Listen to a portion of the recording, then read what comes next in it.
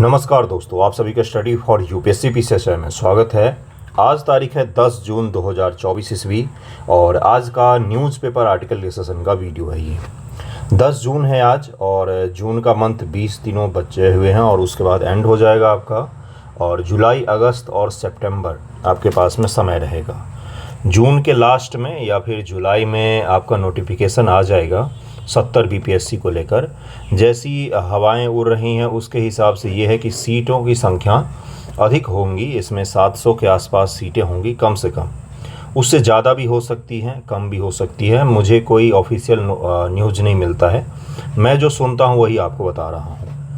तो 10 जून हो गया है, तो कृपया करके ध्यानपूर्वक पढ़ें, अच्छे से पढ़ें, ज़्यादा से ज़्यादा समय दें, पढ़ने पर ही समय दीजिए, रिवीजन कीजिए। मार्क्स कम आ रहे हैं टेस्ट में, इन सब चीज़ों को लेकर डिमोटिवेट नहीं होना है। इस 4 महीने में जो सबसे ज़्यादा आपको मत बना कर रखना है वो है कॉन्फिडेंस। कॉन्फिडेंस किस आधार पर बनता है?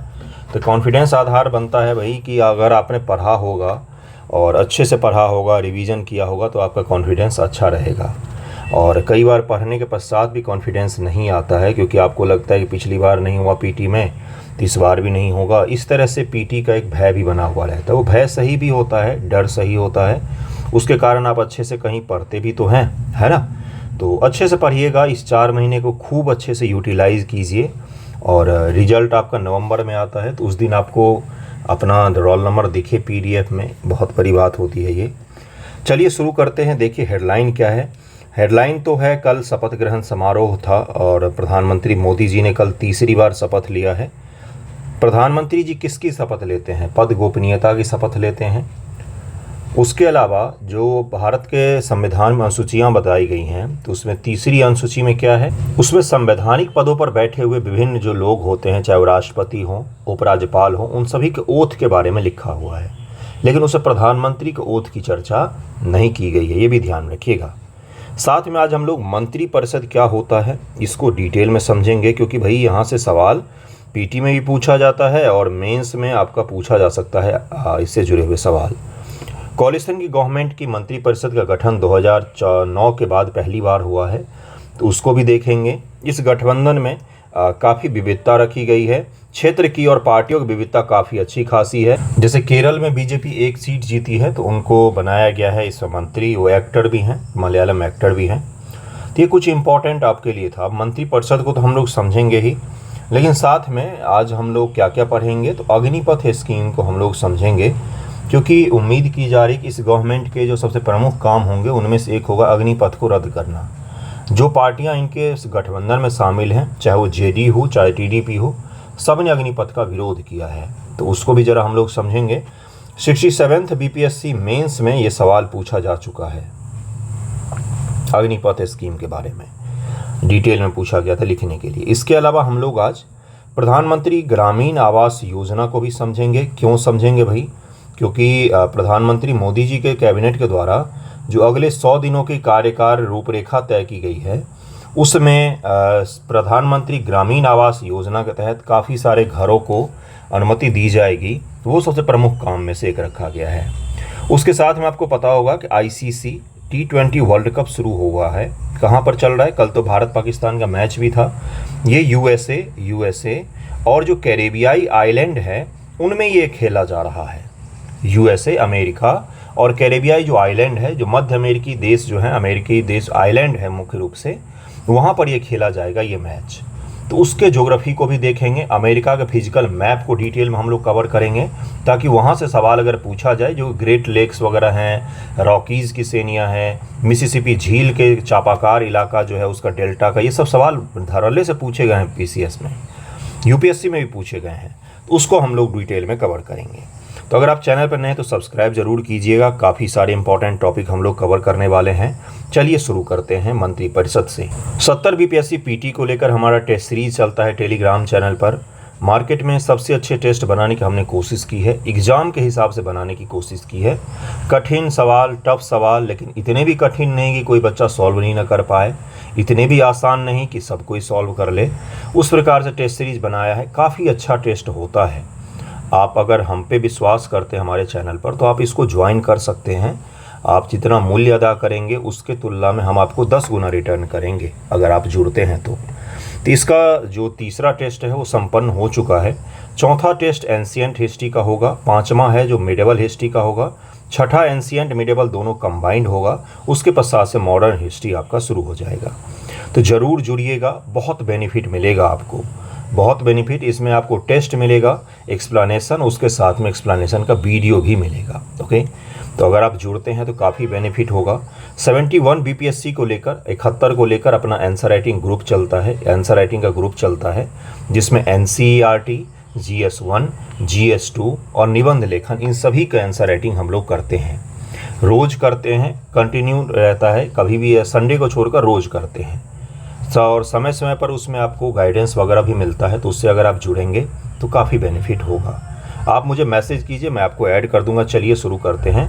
यूपीएससी एग्जामिनेशन 2019 में, आई थिंक 2019 है या 2018 है, एक बार देख लीजिएगा, 2018 या 19 में मंत्रिपरिषद से जुड़ा हुआ सवाल पूछा गया और ये भी पूछा गया कि मंत्रिपरिषद में कितने % तक के सदस्यों को शामिल किया जाता है और ये कौन से संशोधन में अपनाया गया।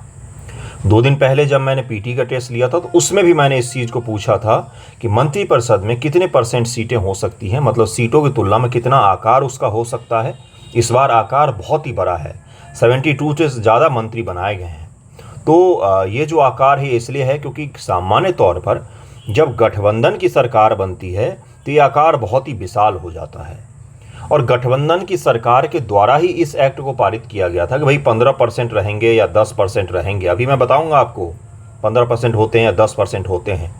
अटल बिहारी वाजपेयी जी की सरकार थी, उन्होंने ही इस एक्ट को लाया था कि मंत्रिपरिषद का आकार कितना होना चाहिए। कई बार क्या करती हैं सरकारें, अपने सरकार में लोगों को जोड़ने के लिए, लुभावन पदों को देने के लिए अलग अलग मंत्रालय बनाती रहती है और अननेसेसरी का मंत्री पद बांटती रहती है। इससे देश के संसाधन का नुकसान होता है। उनको बहुत बड़ी मात्रा में राशि प्रदान की जाती है, पैसे वगैरह मिलते हैं, घर मिलते हैं, आवास मिलता है, अलाउंस मिलता है, गाड़ी मिलती है, फैसिलिटी मिलती है, वो सब हमारे टैक्स के पैसे पर होता है। जहाँ पर ये मंत्री लोग रहते हैं, कभी दिल्ली आएंगे तो घूमने जाइएगा लुटियंस, आपको पता चलेगा कि जो शासन करने वाले गरीबों के नेता है वो कहाँ रहते हैं और गरीब कहाँ रहते हैं। पूरा लुटियंस घूम लेंगे, एक मक्खी नहीं कहीं आपको दिखेगी, बाकी पूरी दिल्ली में मक्खी के अलावा कुछ है नहीं, गंदगी के अलावा। तो ये आपको डिफरेंस दिखेगा, सब हमारे टैक्स के पैसे पर हो रहा है। इसलिए मंत्रिपरिषद को ज़रा ढंग से समझिए कि क्या है, कितने मेंबर्स होते हैं, किस प्रकार के संविधान में प्रावधान किए गए हैं। संविधान का अनुच्छेद 74 में मंत्रिपरिषद गठन के बारे में उल्लेख किया गया है, जबकि अनुच्छेद 75 मंत्रियों की नियुक्ति, उनके कार्यकाल, जिम्मेदारी, शपथ व योग्यता और मंत्रियों के वेतन और भत्ते से संबंधित है। मंत्रिपरिषद में मंत्रियों की 3 श्रेणियां होती हैं। आपने भी सुना होगा कि मंत्रियों की 3 श्रेणियां कौन कौन सी होती हैं। कैबिनेट मंत्री, ये भाई साहब ये सबसे बड़े वाले हो गए, बड़े बड़े मंत्रालय होते हैं जो देश के सबसे इंपॉर्टेंस वाले मंत्रालय होते हैं, वो कैबिनेट सामान्य तौर पर बनाया जाता है। ठीक है। राज्य मंत्री, आपने सुना होगा कि गृह राज्य मंत्री, इस प्रकार से सुना होगा, जैसे नित्यानंद राय जी बने थे गृह राज्य मंत्री, बिहार से थे। इसी प्रकार से आपने सुना होगा कि अलग अलग स्टेट मिनिस्टर बनाए जाते हैं, जैसे फॉरेन विदेश राज्य मंत्री मीनाक्षी लेखी जी बनी थी पिछली बार, इस बार तो उन सबको हटा दिया उन्होंने। और उप मंत्री, ये 3 श्रेणियां होती हैं। इन सभी मंत्रियों में शीर्ष स्थान पर प्रधानमंत्री होता है। प्रधानमंत्री जी मंत्रियों में सर्वोच्च होते हैं। प्रधानमंत्री देश के वास्तविक कार्यपालिका के प्रमुख होते हैं। कैबिनेट मंत्री केंद्र सरकार के महत्वपूर्ण मंत्रालय जैसे गृह हाउस, जो आपका है, सॉरी होम मिनिस्ट्री हाउस बोल दिया मैंने, रक्षा, डिफेंस हो गया, डिफेंस, वित्त, विदेश मामले आदि के प्रमुख होते हैं। इसमें रेल वगैरह भी शामिल होता है और कुछ बड़े मंत्रालय हैं। कैबिनेट केंद्र सरकार के महत्वपूर्ण मामलों में नीति निर्धारण निकाय है। कैबिनेट जो होता है, राज्य मंत्री, इन्हें या तो मंत्रालय विभागों का स्वतंत्र प्रभार दिया जा सकता है या कैबिनेट मंत्रियों से संबद्ध किया जा सकता है। कई बार क्या होता है ना कि कोई कोई मंत्रालय बहुत ही बड़े हो जाते हैं, है ना, उनके कामकाज को किसी एक मंत्री के द्वारा संभालना मुश्किल हो तो क्या करते हैं ना, वो राज्य मंत्री बना लेते हैं उसके, और कैबिनेट के मंत्रियों से संबद्ध करके जोड़ दिया है ताकि आधे आधे काम को बांटा जा सके और उस काम को संपन्न किया जा सके। उप मंत्री ये कैबिनेट मंत्रियों या राज्य मंत्रियों से संबंधित होते हैं तथा उनके प्रशासनिक, राजनीतिक व संसदीय कर्तव्यों में उनकी सहायता करते हैं। ये कैबिनेट मंत्री या राज्य मंत्री से जुड़े हुए होते हैं और ये उन मंत्रियों की सहायता करते हैं। ओके, कभी कभी मंत्रिपरिषद में एक उप प्रधानमंत्री भी शामिल हो सकता है। उप प्रधानमंत्री की नियुक्ति अधिकतर राजनीतिक कारणों से की जाती है। जैसे अभी चल रहा था कि इंडिया गठबंधन की सरकार बनेगी तो नीतीश कुमार जी उप प्रधानमंत्री हो सकते हैं। अब इसको लेकर एक विवाद हुआ था। उप प्रधानमंत्री पद का जिक्र कहीं पर भी भारत के संविधान में किया ही नहीं गया है। एक बार हुआ क्या, एक कैंडिडेट भारत का ही मैं बता रहा हूँ, आई थिंक लाल कृष्ण आडवाणी थे, क्योंकि अटल बिहारी वाजपेयी की गवर्नमेंट में आपको पता होगा उप प्रधानमंत्री बने थे, या उससे पहले कोई थे, अभी मैं नाम भूल रहा हूँ। उनको जब उप प्रधानमंत्री बनाया गया तो उन्होंने शपथ लेने से मना कर दिया। उन्होंने बोला कि उप प्रधानमंत्री का तो संविधान में शपथ का प्रावधान है ही नहीं। फिर उनको शपथ दिलवाया गया कि आप कोई भी मंत्री का पद अगर धारण कर रहे हैं तो आपको शपथ लेना ही पड़ेगा। उप प्रधानमंत्री का कहीं पर भी संविधान में कोई जिक्र है ही नहीं, उस प्रकार का कोई पद होता ही नहीं है। बनाया जरूर जाता है राजनीतिक कारणों से बनाया जाता है। सामान्यतः और गठबंधन की सरकार में या एक ही पार्टी में दो बड़े नेता हो जाएं तो दोनों को सेटिस्फाई करने के लिए एक को प्रधानमंत्री एक को उप प्रधानमंत्री बना दिया जाता है। ठीक है, जैसे उप मुख्यमंत्री, इस तरह का कोई पद होता नहीं है, जनरली संविधान में लिखित नहीं है, लेकिन बनाया जाता है। ओके, कभी कभी मंत्रिपरिषद में प्रधानमंत्री भी शामिल हो जाते हैं। संवैधानिक प्रावधान क्या है? अनुच्छेद 74 राष्ट्रपति की सहायता और उसे सलाह के लिए मंत्रिपरिषद लिखा हुआ है, मंत्रिमंडल नहीं लिखा हुआ है। मंत्रिमंडल संविधान में एक ही जगह आता है, वो आर्टिकल 352 में है, राष्ट्रीय आपातकाल में आता है, जहाँ पर आता है कि मंत्रिमंडल जो प्रधानमंत्री को रिकमेंड करेगा उसके आधार पर राष्ट्रपति आपातकाल लगाएंगे। मंत्रियों के द्वारा राष्ट्रपति को दी गई सलाह किसी भी अदालत में जांच नहीं की जाएगी। मंत्रियों ने राष्ट्रपति को जो सलाह दी है वो ना तो पब्लिक की जाती है, ना तो उसकी जांच की जा सकती है, उन्होंने क्या सलाह दिया है क्या नहीं। ओके, राष्ट्रपति को पुनर्विचार करने के लिए मंत्रिपरिषद की आवश्यकता हो सकती है। राष्ट्रपति पुनर्विचार के बाद दी गई सलाह के अनुसार कार्य करते हैं। अनुच्छेद 75 मंत्रियों के रूप में अन्य प्रावधान। प्रधानमंत्री की नियुक्ति राष्ट्रपति के द्वारा की जाएगी। अन्य मंत्रियों की नियुक्ति राष्ट्रपति द्वारा प्रधानमंत्री की सलाह पर की जाएगी। प्रधानमंत्री की नियुक्ति राष्ट्रपति करेंगे, अन्य मंत्रियों की नियुक्ति भी राष्ट्रपति ही करते हैं, लेकिन सलाह कौन देंगे? सलाह देंगे प्रधानमंत्री। जैसे मोदी जी को राष्ट्रपति जी ने नियुक्त किया, अब मोदी जी सलाह देंगे कि हम इन मंत्रियों को अपने कैबिनेट में नियुक्त करना चाहते हैं, तो आप इनके प्रक्रिया को शुरू कीजिए, तो राष्ट्रपति महोदय उनको शपथ ग्रहण करवाकर उनको मंत्री बनवा सकते हैं। इसीलिए व्यक्तिगत रूप से अब यहाँ पर क्या आ जाता है, अनुच्छेद 75 से क्या उभरता है? व्यक्तिगत उत्तरदायित्व। ये किसके लिए आता है? व्यक्तिगत उत्तरदायित्व किसके प्रति होता है? तो वो होता है राष्ट्रपति के प्रति। किसी भी मंत्री का व्यक्तिगत उत्तरदायित्व भारत के राष्ट्रपति के प्रति होता है। सामूहिक रूप से, कलेक्टिव रूप से रिस्पॉन्सिबिलिटी किसके लिए होता है? तो भाई लोकसभा के लिए होता है, जो अपने देश में लोकसभा है। मंत्रिपरिषद प्रधानमंत्री सहित मंत्रियों कुल संख्या लोकसभा की कुल संख्या के 15% से अधिक नहीं होनी चाहिए। 15% नोट डाउन करके रखिएगा, ये पूछा जाता है एग्जामिनेशन में। यह प्रावधान 2003 के 91 संविधान संशोधन अधिनियम के द्वारा जोड़ा गया था। मंत्रियों के लिए यह जरूरी है कि वे संसद के सदस्य हों। यदि संबंधित व्यक्ति संसद की सदस्यता के बिना मंत्री बनता है तो 6 महीने के पश्चात 6 महीने से पहले, 6 महीना पूरा होने से पहले उसको क्या करना चाहिए? तो उसको कहीं से भी चुन के आ जाना चाहिए, चाहे वो राज्यसभा हो चाहे लोकसभा हो, उसका मेंबर उसको बनना अनिवार्य होता है, नहीं तो 6 महीने के पश्चात उसकी पदवी चली जाएगी। अनुच्छेद 77 भारत सरकार के कार्यों का संचालन। राष्ट्रपति भारत सरकार के व्यवसायों को अधिक सुविधाजनक मंत्रियों के बीच उक्त व्यवसाय के आवंटन के लिए नियम बनाएगा। अनुच्छेद 78 प्रधानमंत्री के कर्तव्य। मंत्रिपरिषद द्वारा लिए गए संघ के प्रशासन और कानून के प्रस्ताव संबंधी सभी निर्णयों को राष्ट्रपति को सूचित करना। ये प्रधानमंत्री का कर्तव्य होता है कि हमने क्या क्या फैसला लिया है, क्या निर्णय ले रहे हैं, इन सभी के बारे में सूचित करना अनिवार्य होता है प्रधानमंत्री को।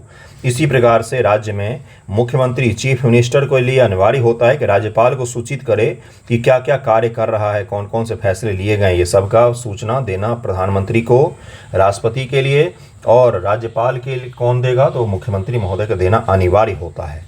अनुच्छेद 88 संसदों के संबंध में मंत्रियों का अधिकार। प्रत्येक मंत्री को किसी भी सदन की कार्यवाही, सदन की किसी भी संयुक्त बैठक, संसद की किसी भी समिति जिसका वो सदस्य नामित किया जा सकता है कि कार्यवाही बोलने, भाग लेने का अधिकार होगा, लेकिन उसे वोट देने का अधिकार नहीं होगा। इसका क्या तात्पर्य? इसका तात्पर्य ये है कि जैसे प्रधानमंत्री मोदी जी अभी कहाँ से हैं?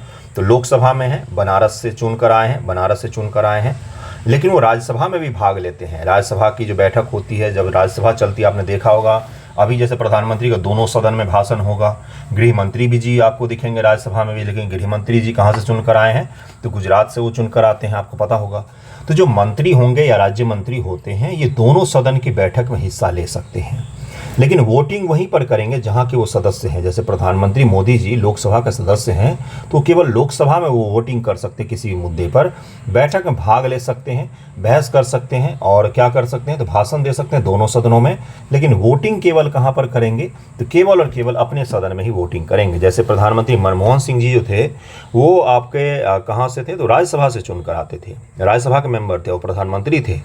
तो वो जब भी भाषण देंगे तो दोनों सदन में भाषण देंगे, लेकिन वोटिंग कहाँ पर करेंगे तो केवल राज्यसभा में किसी भी मुद्दे पर वोट करेंगे वो। इस डिफरेंस को ध्यान में रखिएगा, ये पूछा जा सकता है आपसे। ओके, जैसे प्रधानमंत्री मोदी है, प्रधानमंत्री पद पर कोई बैठा आदमी है तो अगर किसी भी समिति का सदस्य बनता है, जैसे प्रधानमंत्री जी किसी समिति के सदस्य बने तो उस समिति का अध्यक्ष कौन होंगे फिर उस समिति का अध्यक्ष प्रधानमंत्री ही हो सकते हैं और कोई भी नहीं हो सकता है। प्रधानमंत्री जी जिस समिति के सदस्य बनेंगे उसके अध्यक्ष केवल और केवल प्राइम मिनिस्टर ही होंगे और कोई भी नहीं होगा। सामूहिक उत्तरदायित्व अभी मैंने आपको बताया कि अनुच्छेद 75 में है, मंत्रिपरिषद सामूहिक रूप से लोकसभा के प्रति उत्तरदायी होगा। इसी के तहत में अविश्वास प्रस्ताव नो कॉन्फिडेंस मोशन का जो प्रावधान है वो यहीं से उठाया गया है। कोई नो कॉन्फिडेंस मोशन के लिए अलग से आर्टिकल नहीं बनाया गया है संविधान में, कोई अलग से आर्टिकल 75 में जो सामूहिक उत्तरदायित्व है ना, इसी से नो कॉन्फिडेंस मोशन का जन्म होता है, जो अविश्वास प्रस्ताव। इसका तात्पर्य है कि सभी मंत्री अपने सभी भूल व कार्यों के लिए लोकसभा के प्रति संयुक्त रूप से जिम्मेदार होते हैं। व्यक्तिगत उत्तरदायित्व 75 में व्यक्तिगत उत्तरदायित्व का सिद्धांत भी शामिल है। इसमें कहा गया कि मंत्री राष्ट्रपति के प्रसाद पर्यंत पद धारण करते हैं और इसीलिए मंत्रियों का व्यक्तिगत उत्तरदायित्व क्या होता है तो राष्ट्रपति के प्रति होता है। अब इसमें क्या अंतर है? इसमें अंतर ये है कि अगर राष्ट्रपति जी किसी मंत्री को हटाते हैं तो सरकार नहीं गिरेगी, लेकिन लोकसभा में अगर मतों के द्वारा किसी भी मंत्री को हटाया जाता तो सरकार गिर जाएगी। क्यों? क्योंकि आपका विश्वास नहीं आपके सरकार में। लेकिन अगर राष्ट्रपति जी किसी मंत्री को हटा देते हैं प्रधानमंत्री की सलाह पर, एक तो अपने मन से नहीं हटा सकते हैं, अगर प्रधानमंत्री ने सलाह दिया है कि हटाना है फलाने मंत्री को और किसी मंत्री को हटा दिया जाता है तो सरकार नहीं गिरेगी। लेकिन अगर लोकसभा में किसी मंत्री के खिलाफ अविश्वास प्रस्ताव लाया गया, किसी मंत्री के खिलाफ भी लाया गया कि हमें इस मंत्री में विश्वास नहीं है या इस मंत्री को हटाने के लिए कोई प्रस्ताव लाया गया और उसको हटा दिया गया लोकसभा के द्वारा, तो सरकार गिर जाती है क्योंकि आपके सरकार में बहुमत नहीं है। राष्ट्रपति किसी मंत्री को ऐसे समय भी हटा सकता है जब मंत्रिपरिषद की लोकसभा का विश्वास प्राप्त हो। हालांकि राष्ट्रपति किसी मंत्री को प्रधानमंत्री की सलाह पर ही हटाता है, अपने मन मर्जी से नहीं है, ये उनकी विवेकाधीन शक्ति नहीं है। राज्यों में मंत्रिपरिषद 163 में मंत्रिपरिषद के समान राज्यों में मंत्रिपरिषद के गठन व कार्यों का प्रावधान है। अभी मैंने आपको बताया कि राज्यों के लिए भी सेम होता है, सब कुछ ही सेम है, सब कुछ सेम है राज्यों के लिए भी। एक आर्टिकल को बस आप वहाँ पर प्रधानमंत्री हटाकर मुख्यमंत्री कर दीजिए, राष्ट्रपति हटाकर राज्यपाल कर दीजिए, आपका डिटो सेम हो जाएगा। इसलिए जब आप केंद्र का मंत्रिपरिषद पढ़ते हैं तो आप ये मानकर चलिए कि आपका राज्य का मंत्रिपरिषद पूरा कंप्लीट हो चुका है, बस आपको उससे जुड़े हुए आर्टिकल अलग कहाँ पर है तो राज्यपाल की 2-4 विशेषाधिकार शक्तियाँ हैं, विवेकाधीन शक्तियाँ ज़्यादा है राज्यपाल की, बाकी डिटो कॉपी पेस्ट है। अगर आपने केंद्र का मंत्रिपरिषद अभी मैंने आपको पढ़ाया है तो यकीन मानिए आपका राज्य का मंत्रिपरिषद कंप्लीट हो चुका है। बस पीएम शब्द को सीएम से और राष्ट्रपति शब्द को गवर्नर से रिप्लेस कर दीजिए, आपका पूरा कंप्लीट हो गया। चलिए नेक्स्ट टॉपिक पर चलते हैं। अगला न्यूज़ है आपका प्रधानमंत्री ग्रामीण आवास योजना से कैबिनेट के अप्रूवल के लिए इसको लाया गया है कि भाई सरकार जब नई वाली बनेगी तो सबसे पहले 2 करोड़ जो ग्रामीण आवास हैं उनके लिए हरी झंडी दे दी जाएगी कि और उसके लिए अलाउंसेस को भी बढ़ाया गया है। बेनिफिशरीज को कितना मिलता है तो प्लेन एरिया में, मैदानी एरिया में 1.2 लाख रुपया उनको मिलता है सहायता। हिली स्टेट में जैसे उत्तराखंड, हिमाचल, नॉर्थ ईस्ट, इन सब जगहों पर प्रधानमंत्री आवास योजना के तहत अलाउंस थोड़ा सा ज़्यादा होता है, 1.30 लाख के करीब में उनको अलाउंस मिलता है। 2 करोड़ एडिशनल हाउसेज को प्रधानमंत्री आवास योजना ग्रामीण के तहत में अनुमति दी जाएगी। पहले 100 दिनों का जो कार्यकाल रूपरेखा तैयार किया गया था इस गवर्नमेंट के द्वारा कि हमारी सरकार बनेगी तो हम ये करेंगे, तो उसके आधार पर पीएम आवास ग्रामीण योजना में ये चीज़ दिया जाएगा। हम लोग इस योजना को समझेंगे क्योंकि ये पूछा जाता है, आपसे पीटी में पूछ लिया जाएगा। अब आपसे यही पूछ लेता, मान लीजिए इसमें हिली स्टेट, पहाड़ी भागों के लिए और मैदानी भागों के लिए अलाउंसेस जो है वो समान है ना, और फिर दे दिया जाता कि या तो दूसरा स्टेटमेंट ये हो सकता था कि अनाउंसेस जो है वो डिफरेंस हैं, पहाड़ी भागों में कम दिया जाता है कंपेयर करें मैदानी भागों की तुलना में। इस प्रकार के स्टेटमेंट कठिन हो सकते हैं आपसे अगर पूछा जाएगा तो। इसको हम लोग डिटेल में समझते हैं इस योजना को, उसके पश्चात अग्निपथ स्कीम को समझेंगे, फिर हम अमेरिका को भी समझेंगे। ओके, देखिए प्रधानमंत्री ग्रामीण आवास योजना या प्रधानमंत्री आवास योजना कोई नई योजना नहीं है, पहली बात तो इस चीज़ को ध्यान में रखिएगा। पुरानी योजनाएं कई सारी चली आ रही थी, इंदिरा आवास जैसी योजनाएं, उन सभी का नाम बदलकर 2016 में इसको शुरू किया गया। लक्ष्य क्या था? सभी बेघर परिवार, कच्चे टूटे फूटे मकान में रहने वाले परिवारों को 2022 तक हमें सुविधाएं दे देनी चाहिए थी घर की, लेकिन हम नहीं दे पाए। नोडल मंत्रालय ग्रामीण विकास मंत्रालय है, क्रियान्वयन का क्षेत्र है सभी राज्यों केंद्र शासित प्रदेश, इसमें क्रियान्वित किया जाता है। इस योजना का लक्ष्य 2022 तक था, लेकिन अब नहीं हो पाया है, अब इसको आगे बढ़ाया गया है। सामान्य राज्यों के लिए 60-40 का रखा गया, जबकि पहाड़ी और पूर्वोत्तर राज्यों के लिए, विशेष राज्यों के लिए 90 और 10 का अनुपात रखा गया है। प्रधानमंत्री ग्रामीण आवास योजना को 2016 से पहले इंदिरा आवास योजना के नाम से जाना जाता था। प्रधानमंत्री आवास योजना ग्रामीण जो है उसको पहले किस नाम से जाना जाता था? तो इंदिरा आवास योजना, कांग्रेस की गवर्नमेंट में इंदिरा आवास योजना के नाम से जाना जाता था, अब उसको नाम बदल दिया गया है। इंदिरा आवास योजना की शुरुआत 1996 में की गई थी, ये ध्यान में रखिएगा। ये कुछ बड़ी प्रमुख योजनाएं हैं जिसके बारे में आपसे पूछा जा सकता है। जैसे मनरेगा की शुरुआत कब की गई, आप मुझे बताइएगा, मनरेगा की शुरुआत कब की गई है? इस योजना के तहत लाभार्थियों का चयन 2011 के सामाजिक आर्थिक जनगणना आंकड़ों के माध्यम से किया जाता है। गरीब लोगों का चयन ग्राम सभा जियो टैगिंग के द्वारा लाभार्थियों का सत्यापन भी किया जाता है। जियो टैगिंग भी हम लोग करते हैं, टेक्नोलॉजी का भी उपयोग कर रहे हैं हम। इसके लाभार्थी SC/ST कम्युनिटी से संबंधित लोग, मुक्त बंधुआ मजदूर, विधवा महिलाएं, रक्षा कर्मियों के परिजन, पूर्व सैनिक, अर्धसैनिक बलों के सेवानिवृत्त सदस्य, विकलांग व्यक्ति, अल्पसंख्यक वर्ग के व्यक्ति शामिल होते हैं। इसको ध्यान में रखिएगा जिन जिन लोगों का मैंने नाम लिया है। इसके अंतर्गत केंद्रीय सहायता से निर्मित घर, परिवार की महिला प्रमुख, ये बड़ा ही शानदार से इसका रखा गया था कि भाई इसमें जो घर बनेगा वो महिला प्रमुख, जो घर की महिला होंगे प्रमुख, उन्हीं के नाम पर होगा। मुखिया व प्रमुख मुखिया या उनकी पत्नी के संयुक्त के नाम पर ही होना चाहिए। इस प्रकार से यह योजना महिला सशक्तिकरण बढ़ावा देने में भी सहयोगी है कि इसमें घर जो है महिला के नाम पर ही होना अनिवार्य किया गया था। विशेषता क्या है? इस योजना के तहत आवास के न्यूनतम इकाई क्षेत्रफल को 20 वर्ग मीटर से बढ़ाकर 25 वर्ग मीटर कर दिया गया है। इस योजना के तहत लाभार्थियों को मैदानी राज्यों में 1.2520 लाख और पहाड़ी राज्यों में 1.30 लाख दिया जा रहा है। अभी दिया जा रहा है। लेकिन ये जो नई गवर्नमेंट अगर फैसला लेगी तो ऐसी उम्मीद की जा रही है, क्योंकि इसको वोट कम मिले हैं, ग्रामीण एरिया में सबसे कम वोट मिले हैं भारतीय जनता पार्टी को, और वर्तमान की जो NDA गवर्नमेंट बन रही है, तो ऐसे उम्मीद की जा रही कि आने वाले समय में इस योजना के तहत जो पैसे मिल रहे हैं उनकी राशि बढ़ाई जा सकती है। पात्र लाभार्थियों को घर उपलब्ध कराने पर ध्यान केंद्रित करने के अलावा PMSYG अन्य सरकारी योजनाओं के माध्यम से भी घरों की बुनियादी ज़रूरतों को पूरा करेगा, जिसमें स्वच्छ जल, बिजली, ये सब चीज़ें होंगी।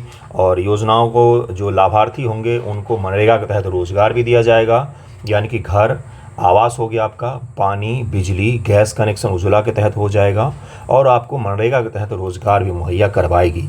अगर सच में इम्प्लीमेंटेशन इस स्तर का हो जाए कि किसी व्यक्ति को, गरीब व्यक्ति को रोजगार भी मिल जाए और उसको पानी भी मिल जाए, बिजली भी मिल जाए, गैस भी मिल जाए और घर भी मिल जाए, तो तब तो कोई देश में गरीब रहेगा ही नहीं। लेकिन आपको पता है कि कितनी अच्छी अच्छी चीज़ें मैं पढ़ाता हूँ, कितनी अच्छी अच्छी चीज़ न्यूज़ में आती हैं, सरकारी योजनाएं आती हैं, वो सब एक ही काम करती है, वो है UPSC BPSC वालों का सिलेबस बढ़ाने का काम होता है, लेकिन इतने बड़े स्तर पर नहीं होता है जिस प्रकार से यह बनाया गया। और ये योजना मैंने आपको समझा दिया है। योजना के इच्छुक लाभार्थियों को 70,000 रुपये तक की संस्थागत वित्तीय सहायता भी दी जाएगी, जिसकी निगरानी SLBC, DLBC और DLBC के माध्यम से की जाएगी। उनको पैसे वगैरह भी दिए जाएंगे। ये था ये प्रधानमंत्री ग्रामीण आवास योजना। इसमें क्या क्या पढ़ना होता है किसी भी योजना में? पहला चीज़ कि योजना क्या है, योजना क्या है, आंसर राइटिंग में भी यही करना होता। दूसरा, लाभार्थी कौन है। तीसरा, उद्देश्य क्या है इसका, उद्देश्य क्या है। चौथा क्या है कि भाई किन किन क्षेत्रों में लागू किया गया है, केंद्रीय क्षेत्रक है, सेंट्रल सेक्टर स्कीम है या सेंट्रली स्पॉन्सर्ड स्कीम है, केंद्रीय क्षेत्रक है या केंद्र द्वारा वित्त पोषित स्कीम है। ये दोनों अलग अलग होता है गुरु, दोनों को सही से पढ़ लेना आप। इस प्रकार से योजनाओं कवर किया कीजिए। उसके पश्चात क्या आता है, डिमेरिट क्या है इसका। तो डिमेरिट ये होता है इम्प्लीमेंटेशन में कमी है, सभी जगहों पर समान रूप से लागू नहीं किया गया है। कई ऐसे वर्ग हो सकते हैं 2011 के इसमें हम आंकड़े यूज़ कर रहे हैं पहचानने के लिए, जबकि हमारे पास तो 2021 के आंकड़े होने चाहिए थे। तो आंकड़ों का भाव भी हो सकता है जिसके कारण से सही लाभार्थियों की पहचान नहीं कर पा रहे हैं हम लोग। है ना। तो ये कुछ इसकी क्या है तो डिमेरिट हो सकते हैं।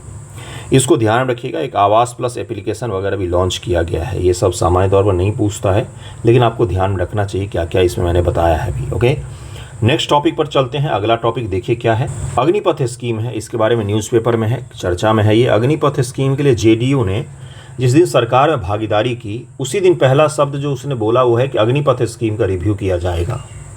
यानी कि अग्निपथ जो स्कीम है, ये सरकार ने भी इसकी चर्चा नहीं की। आपको पता होना चाहिए कि प्रधानमंत्री मोदी जी या अमित शाह जी या भारतीय जनता पार्टी के जो सभी नेता हैं, ये जब चुनाव प्रचार प्रसार में थे तो इन सभी लोगों ने अग्निपथ का नाम नहीं लिया। क्यों नहीं लिया? क्योंकि इससे नुकसान होता उनका। इस योजना से लोग खुश नहीं हैं, ना तो युवा खुश हैं, और सही मायने में अगर देखें तो सेना भी खुश नहीं है। इस योजना को जो MM नरवणे जी हैं, उनकी किताब एक आई थी, उस किताब का नाम मैंने बताया था, उस किताब पर रोक भी लगा दी गई थी। उसमें उन्होंने बताया कि अग्निपथ स्कीम का जो शुरुआत है वो सेना ने नहीं किया। अग्निपथ स्कीम का जो योजना है वो सेना ने सामने नहीं रखा था, बल्कि प्रधानमंत्री कार्यालय की तरफ से इसको सामने रखा गया था। कई सारे ऐसे आलोचक मानते हैं कि राष्ट्रीय स्वयंसेवक संघ की तरफ से रखा गया था। आई डोंट नो, मुझे नहीं पता, आलोचकों को रहने दीजिए। आप लोग इस तरह की चीज़ों का कभी भी पेपर में चर्चा मत कीजिएगा। बस इसमें ये देखेंगे हम लोग, इसको सेना ने इम्प्लीमेंट नहीं किया है। क्यों नहीं इम्प्लीमेंट किया है सेना ने? सेना ने कभी नहीं बोला कि 6 मंथ का जो आपका ट्रेनिंग होगा, 6 मंथ का ट्रेनिंग, वो 4 साल के ट्रेनिंग के बराबर हो जाएगा। ऐसा हो ही नहीं सकता है, संभव ही नहीं है। और हमारी जो आर्मी है वो दुनिया की सबसे बेहतरीन आर्मी मानी जाती है, प्रोफेशनल आर्मी मानी जाती है, सबसे बड़ी और सबसे बेहतरीन में से एक हैं हम। उसमें अगर कहीं पर कुछ भी होता है तो ये देश की रक्षा सुरक्षा से जुड़ा हुआ है। अब इसलिए इस पर गंभीर रूप से विचार किया जा रहा है। ठीक है, आपका उद्देश्य सही था इस योजना को लाने के पीछे कि भाई हम लाएं और नए लोगों को भर्ती करें, लेकिन ये उद्देश्य अगर नुकसान पहुंचा रहा है आर्मी को तो उसको नहीं आगे बढ़ाना चाहिए। इस योजना को हम लोग देखते हैं, BPSC ने सवाल पूछा था कि अग्निपथ स्कीम क्या है, इसका आलोचनात्मक मूल्यांकन कीजिए। इसी प्रकार का BPSC का 67वें में सवाल था और उसमें लॉन्ग फॉर्मेट में लिखना था इस सवाल को, इसलिए आपके पास में कंटेंट होना चाहिए। रिपीट भी किया जा सकता है इस तरह के सवालों को। देखिए क्या है कि यह देशभक्त युवाओं को, देशभक्त क्या, युवा देशभक्ति होते हैं, सभी युवाओं को 4 साल की अवधि के लिए सशस्त्र बलों में सेवा करने की अनुमति देता है। इस योजना के तहत सेना में शामिल होने वाले युवाओं को अग्निवीर कहा जाएगा। युवा कुछ समय के लिए सेना में भर्ती होंगे। नई योजना के तहत 45,000 50,000 सैनिकों की सालाना भर्ती की जाएगी। अधिकांशतः केवल 4 वर्षों में ही सेवा को छोड़ देंगे। हालांकि 4 वर्ष के बाद के बैच के केवल 25% को ही 15 साल की अवधि के लिए उनकी संबंधित सेवाओं में वापसी भर्ती दिया जाएगा, बाकी को बाहर भेज दिया जाएगा। ये इसकी सबसे बड़ी खराबी थी। एक तो ट्रेनिंग दिया आपने 6 महीने का, नौकरी में भी रखा 4 ईयर के लिए, और उसके पश्चात उनको बाहर कर दिया गया। तो फिर वो कहाँ जाएंगे? उनको तो आप एक्स सर्विस मैन का दर्जा भी नहीं दे रहे हैं, उनको बहुत सारी फैसिलिटी भी नहीं दे रहे हैं। इसलिए इसकी आलोचना की जाती है कि सेना में क्या करेगा, 2 बराबर भाग में बांट देगा। एक होंगे जो 6 महीने का ट्रेनिंग लेकर आए हैं और एक होंगे जो 4 साल का ट्रेनिंग लेकर आएंगे। कौन ज़्यादा प्रोफेशनल होगा मुझे बताइए?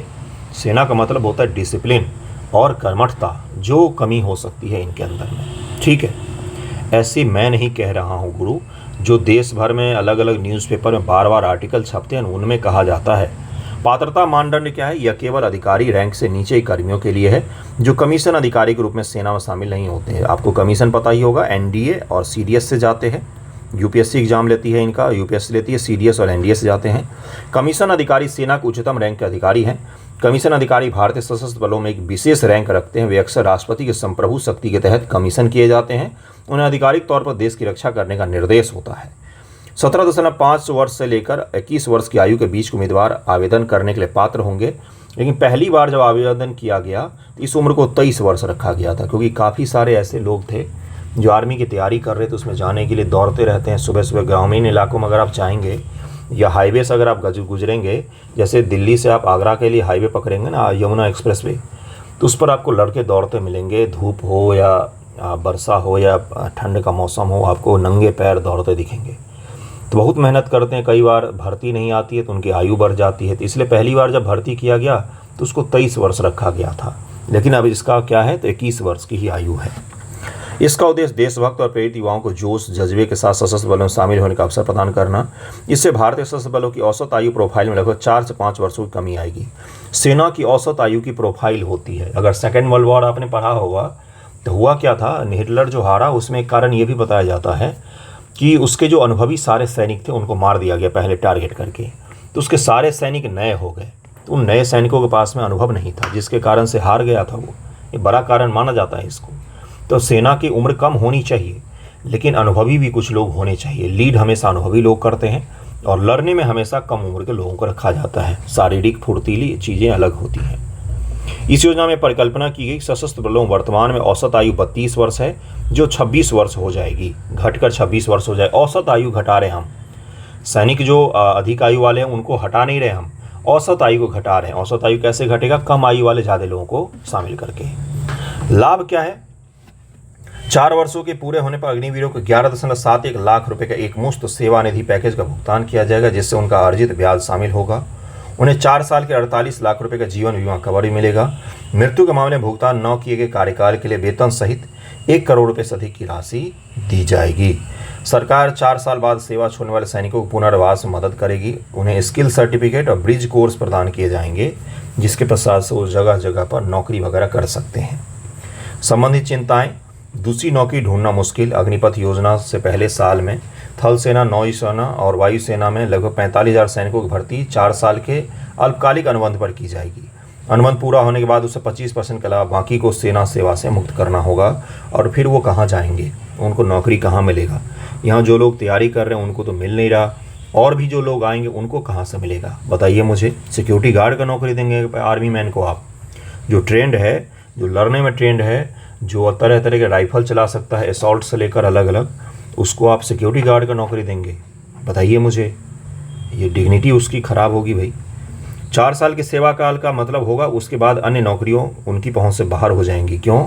क्योंकि प्राइम टाइम तो यही होता है आपकी उम्र का, आपके जीवन का, जिसमें आप नौकरियों के लिए संघर्ष करते हैं। कोई पेंशन लाभ भी नहीं है, ये बहुत बड़ा डिमेरिट है इसका।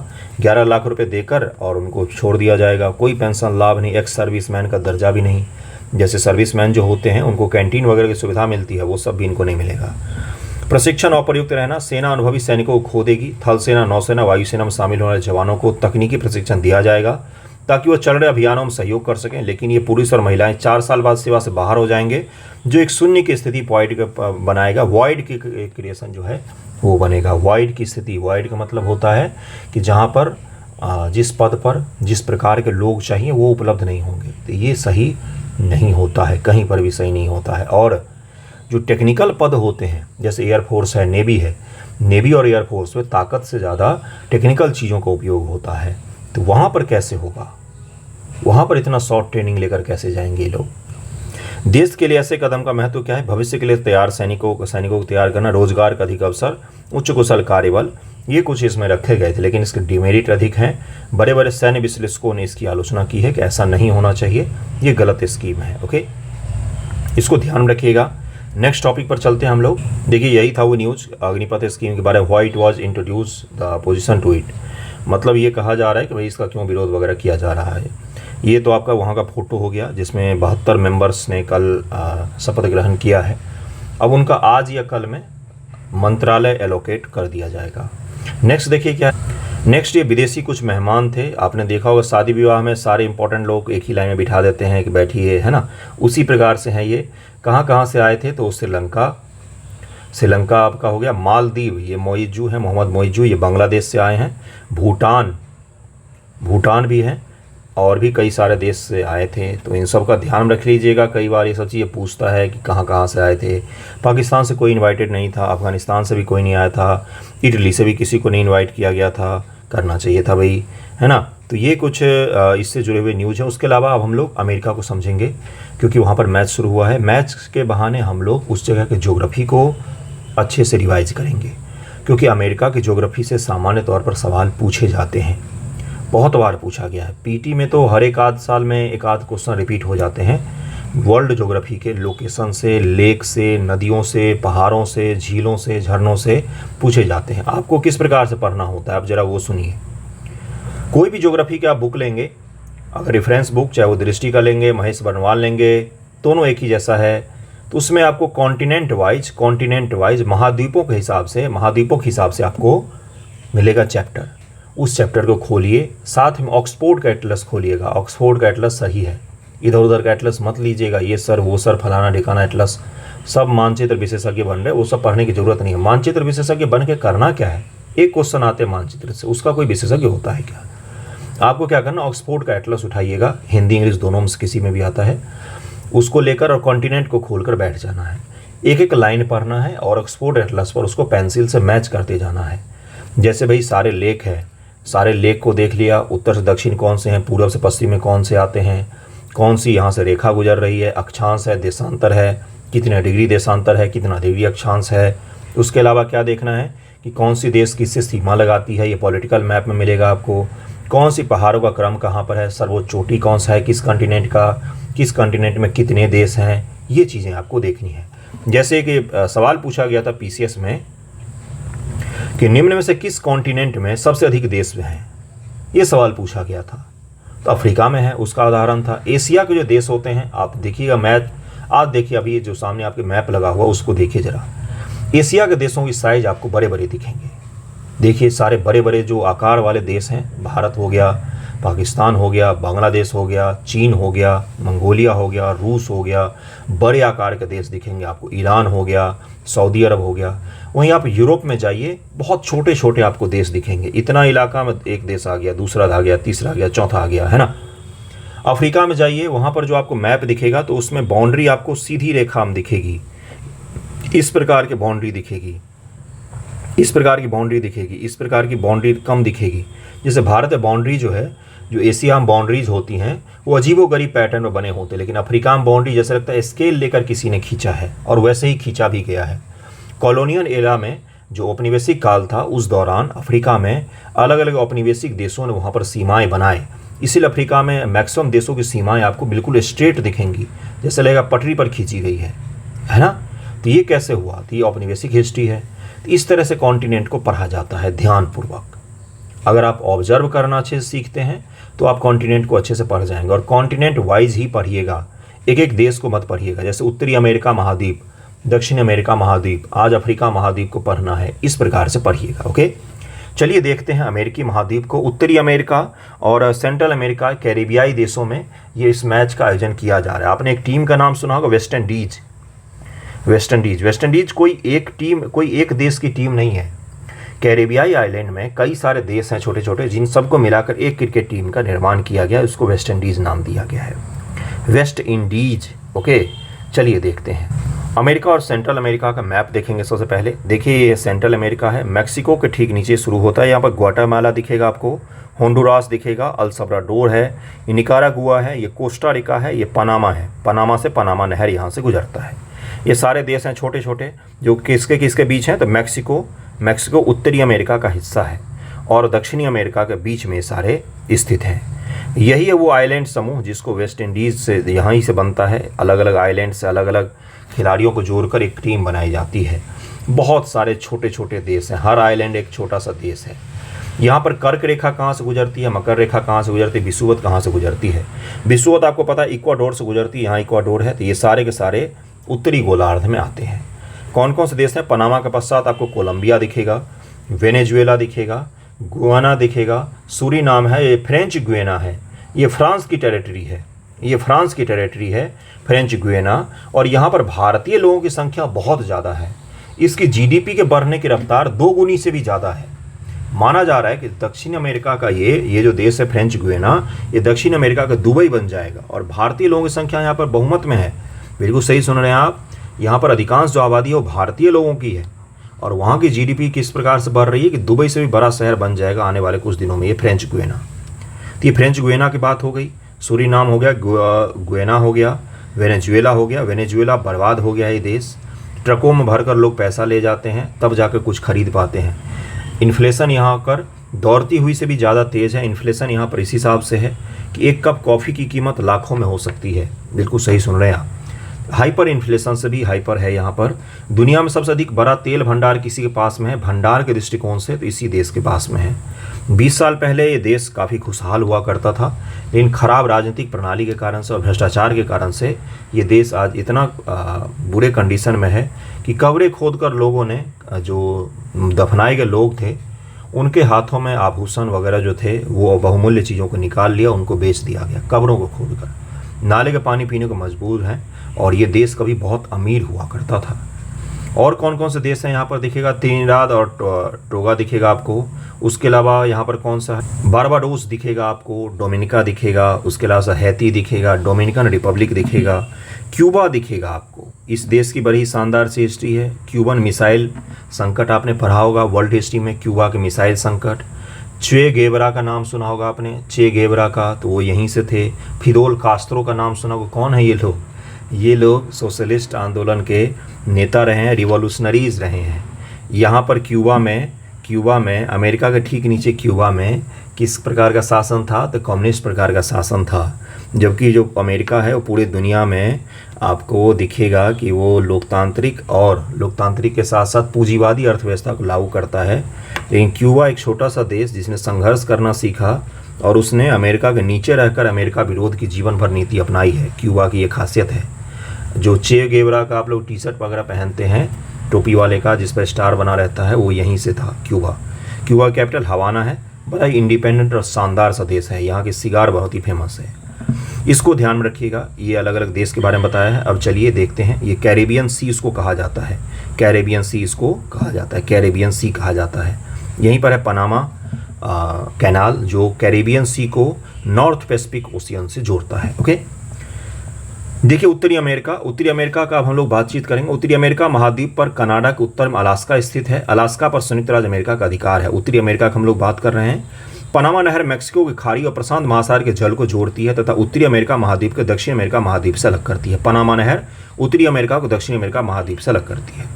उत्तरी अमेरिकी महाद्वीप का विस्तार उत्तर में अलास्का से लेकर दक्षिण में पनामा तक है। उत्तरी अमेरिकी महाद्वीप पर कुल 10 देश हैं। उत्तरी अमेरिकी महाद्वीप पर कितने देश हैं? 10 देश हैं। कनाडा, संयुक्त राज्य अमेरिका, मैक्सिको उत्तरी अमेरिका महाद्वीप के 3 सबसे बड़े महत्वपूर्ण देश हैं। मैक्सिको की सीमा से लेकर पनामा नहर तक छोटे छोटे करीब 7 देश स्थित हैं। वास्तव में इन देशों को ही मध्य अमेरिकी देश कहा जाता है। मैक्सिको की सीमा से लेकर पनामा नहर तक का जो बीच में देश से दिखा है आपको, 7 छोटे छोटे, इन्हीं को क्या कहा जाता है? मध्य अमेरिकी देश कहा जाता है। इसमें 7 देश हैं छोटे छोटे, Costa Rica, Panama, Nicaragua, Honduras, El Salvador, Belize है, उसके अलावा कौन सा? ग्वाटेमाला है। ये सब वही देश हैं। इन सभी को क्या कहा जाता है? सेंट्रल अमेरिका का देश कहा जाता है। देख सकते हैं आप यहाँ पर नाम लिखा हुआ है, बेलीजी और Guatemala, El Salvador, Honduras, Nicaragua, Costa Rica, Panama.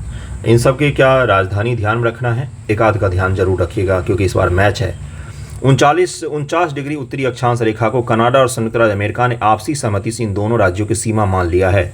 49 degree उत्तरी अक्षांश को इन्होंने अपना सीमा मान लिया, कनाडा और अमेरिका ने। लेकिन इनकी सीमा दिखाई नहीं देती है, निर्बाध आवाजाही होती है। 49 डिग्री उत्तरी अक्षांश को विश्व की सबसे बड़ी शांतिपूर्ण सीमा मानी जाती है। इसे विश्व की सबसे लंबी शांतिपूर्ण सीमा रेखा भी कहा जाता है। ये लोग वहाँ से बैठकर भारत पाकिस्तान में आग लगा सकते हैं। अपनी सीमा बड़ी ही शांत रखते हैं ये। 49 डिग्री उत्तरी अक्षांश रेखा को 49 डिग्री समानांतर रेखा भी कहा जाता है। 49 डिग्री के बारे में यूपी ने सवाल पूछ चुका है, यूपी ने पूछा है और बाकी एग्जाम में तो पूछे ही जाते रहते हैं। 49 डिग्री उत्तरी अक्षांश रेखा के पूर्व में 5 झीलें हैं। इनको ग्रेट लेक्स ऑफ अमेरिका कहा जाता है। बहुत बड़ी बड़ी मीठे पानी की झील है। अमेरिका पानी के मामले में दुनिया में सबसे समृद्ध देशों में से एक है। रूस उसके पश्चात से आता है। रूस के पास भी पीने के पानी का बहुत बड़ा भंडार स्थित है। लेक बैकॉल का नाम आपने सुना होगा, जो दुनिया की सबसे गहरी और मीठे पानी की झील है। इन झीलों को कहाँ पर है? वो तो रूस में है। अभी हम लोग अमेरिका पर आ जाते हैं। इन झीलों को सम्मिलित रूप से महान झील, ग्रेट लेक्स भी कहा जाता है। महान झीलों के पूर्व में सेंट लॉरेंस नदी प्रवाहित होती है। महान झीलों के पूर्व में सेंट लॉरेंस नदी प्रवाहित होती है। सारे सवाल हैं आपके, सारे सवाल हैं। मैं कभी कभी सोचता हूँ अमेरिका के एग्जाम में गंगा नदी के बारे में पूछा जाता होगा कि नहीं पूछा जाता होगा। ये रहे वो रिवर लेक्स 1, 2, 3, 4, 5, ये पांचों हैं। यहाँ पर ओटावा है, ये कनाडा का सबसे बड़े शहरों में से एक है। यहाँ पर अलग अलग आपको जलप्रपात भी दिखेंगे और भी देखते हैं इन लेक्स के बारे में। यहाँ पर मिसिसिपी नदी है जो पंछी के पंजा के आकार का डेल्टा का निर्माण करती हैं। यूपीपीएससी 2018 का क्वेश्चन। सेंट लॉरेंस की खाड़ी गल्फ ऑफ सेंट लॉरेंस में अपना जल गिराती है। अतः कहा जा सकता है कनाडा और अमेरिका की सीमा का निर्धारण 49 डिग्री उत्तरी अक्षांश रेखा, ग्रेट लेक्स, सेंट लॉरेंस नदी के द्वारा किया जाता है। आपसे पूछेगा कि निम्न में से किन किन के माध्यम से अमेरिका और कनाडा के सीमा का निर्धारण किया जाता है, तो उसमें इन सभी का नाम आएगा।